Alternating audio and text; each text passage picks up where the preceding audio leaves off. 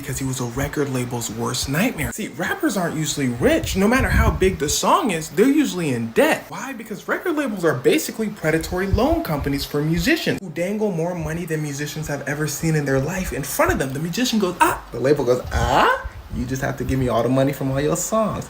And you gotta pay this money back. The musician goes, what? The label goes, huh? Just look at the contract, don't worry about it. But Chamillionaire was different. Universal Music hit him up. They said, Chamillionaire, come sign this contract, baby. He said, what'd it say? They said, Chamillionaire said, give me that contract, little boy.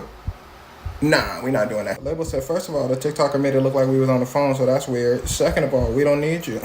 The heads of the label said, where you going? You know how much money Chamillionaire's music is making in Texas? Go get a deal. They said, Chamillionaire, how much you want? He said, the state of the music industry is designed to rip off an artist. That's what I believe. I believe that when the check gets handed to an artist, the check is normally not right.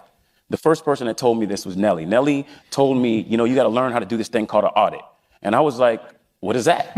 And then he was like, man, you got to get a lawyer. And so I searched, I found Jay-Z's auditor, right?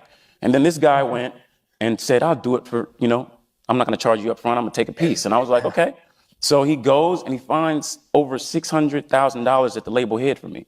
So I was like, wait a second, is this the way it always is? He's like, yeah, you got to keep on doing this. So I realized all my peers didn't know this, that, you know, I got into the music industry and thought that when you have a song that's number one, that it just goes magically because your song's good. It's paid.